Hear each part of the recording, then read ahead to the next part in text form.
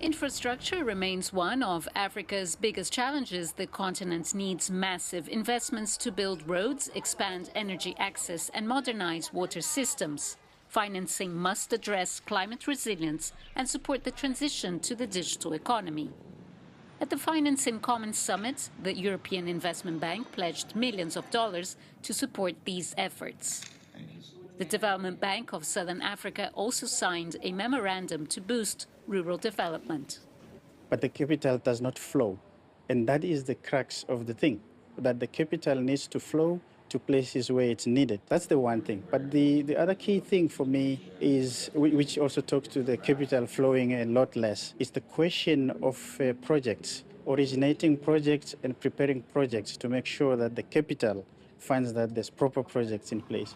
Africa's development needs are immense, requiring urgent investment in infrastructure, climate solutions, and digital technology.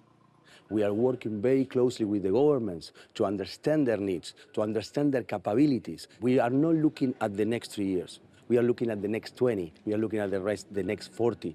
That's the right way of avoiding the issues with debt coming down the line.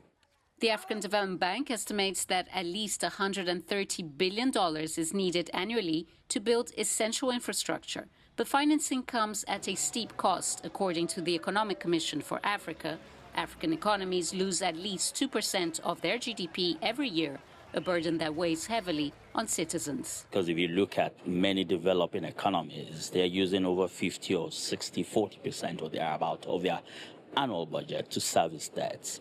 And we need now to find a relief around that, such that governments in these developing and emerging economies can have resources that can be used to address social investment programs to help solve health challenges and also improve educational outcomes, as it were.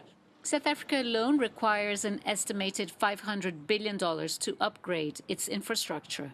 We are not closing the gap. I mean, here in South Africa, we've done an assessment of the infrastructure needs by 2020 to close the SDG gaps. And just the 4 network sectors, energy, transport, ICT, and water. The gap that we have identified is 10 trillion rands, just to 2030, 2035.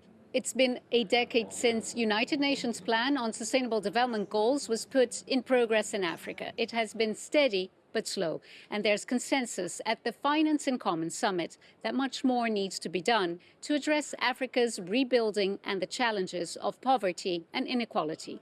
Julie Shara, CGTN, Cape Town.